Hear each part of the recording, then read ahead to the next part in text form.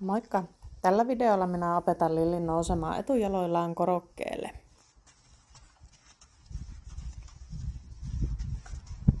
Ensin minä lähdin palkkaamaan siitä, että se on vaan kiinnostunut korokkeesta ja sen askeleesta sitä kohti. Ensin Lilli halusi vaan astua korokkeen viereen ja se ei haittaa ollenkaan, mutta sitä ei voi montaa kertaa palkata ja pitää alkaa kriteeriä nostamaan siihen, että se jalka pitää tulla siihen korokkeelle. Muuten se oppii siihen, että siihen ei tarvitse astua. Mutta alkuun kaikki liike ja kiinnostus koroketta kohtaan palkataan. Myös omalla asettumisellani ja palkan suunnalla voin kertoa eläimelle, minnekä minä haluan sen tulevan. Tässäkin minä yritin tulla aina Lilliä vastapäätä, että se ymmärtäisi paremmin, että minä haluan sen astuvan tälle korokkeelle eikä tulevan viereen. Tässäkin olisi voinut laittaa narun kapsoniin ja sen avulla ohjata sitä korokkeelle ja estää vääränlainen liike, mutta minä tykkään kouluttaa hevosta irti, koska minä saan siitä paljon enemmän infoa. Hankalissa tilanteissa hevonen voi poistua tauolle, niin kuin tässä Lilli nyt teki.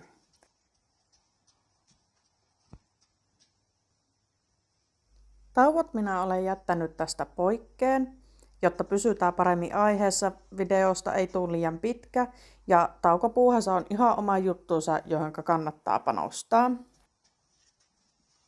Tauon jälkeen palkkasin Lilliä siitä, kun se palasi takaisin töihin. Ja taas alkaa palkkaa siitä, kun se ottaa liikettä korokkeelle.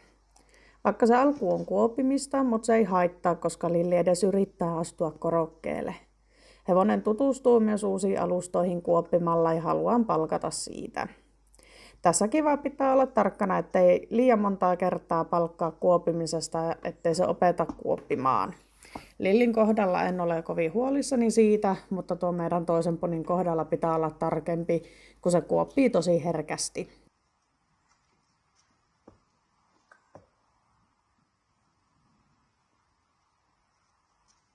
Ja tässä kun on jo ne etujalat korokkeella, niin sitten minä annan vaan sitä palkkaa eteen, eli vahvistan tätä lopputulosta, jolloin hevonen muistaa sen, että tässä tilanteessa saa palkkaa ja paljon.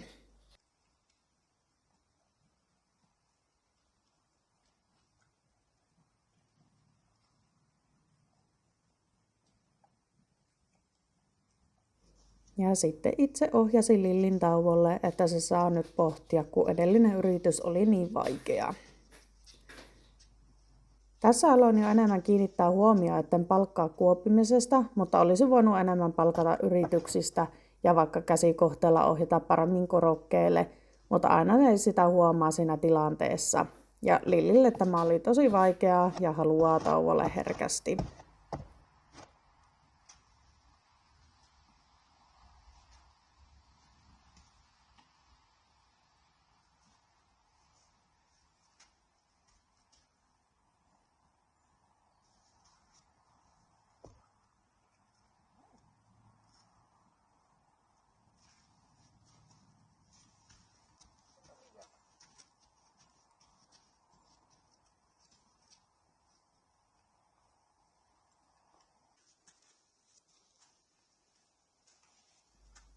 Tauon jälkeen aloin itse jo paremmin palkkaamaan jo pienistä yrityksistä. Ja Lillikin oli jo paljon paremmin tässä mukana.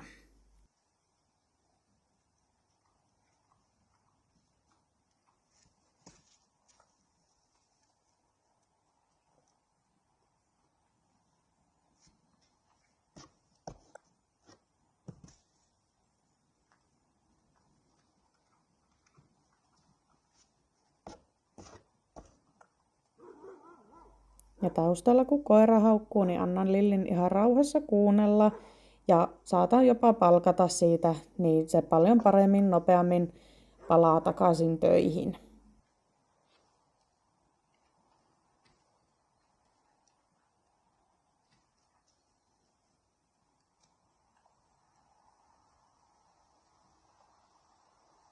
Nyt Lilli tuli korokkeelle jo sujuvammin, joten ohjasin pois korokkeelta ja otettiin uudestaan korokkeelle tulo, niin saa enemmän toistoja jo.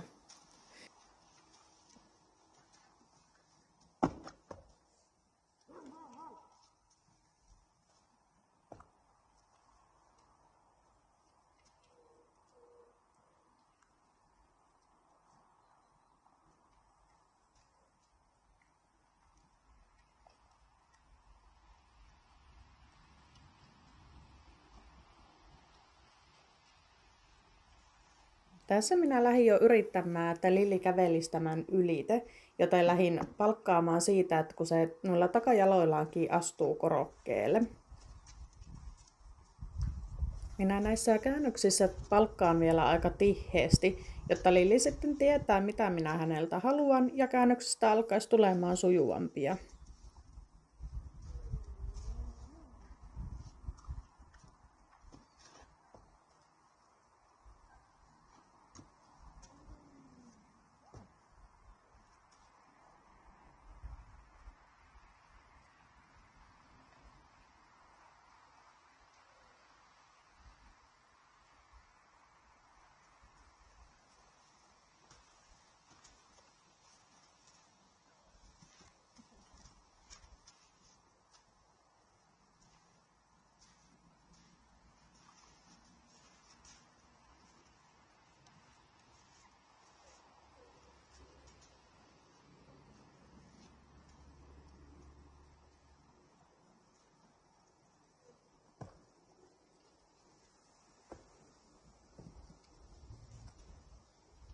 Tässä aloin miettimään myös enemmän, että palkkaan tarpeeksi korkealle, kun minulla tahtoo olla tapana palkata liian alas.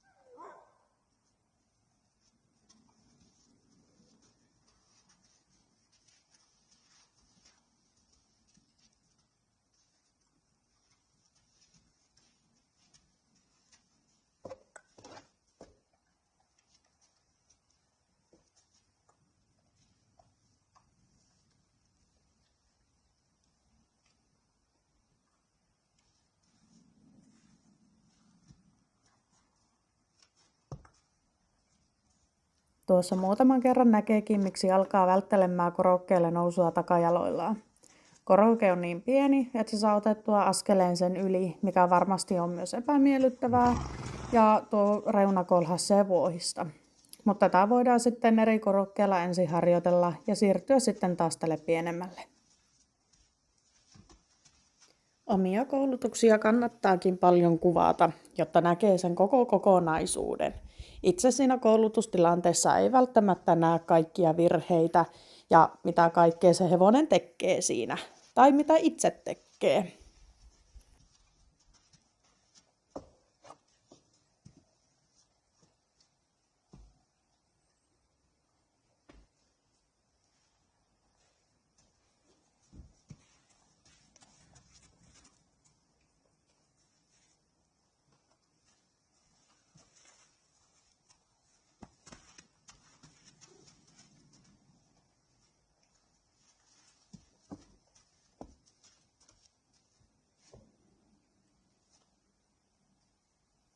Kiitos kun katsoitte videon. Minulle voitte laittaa kysymyksiä tai toiveita, minkälaisia koulutusvideoita haluatte nähdä.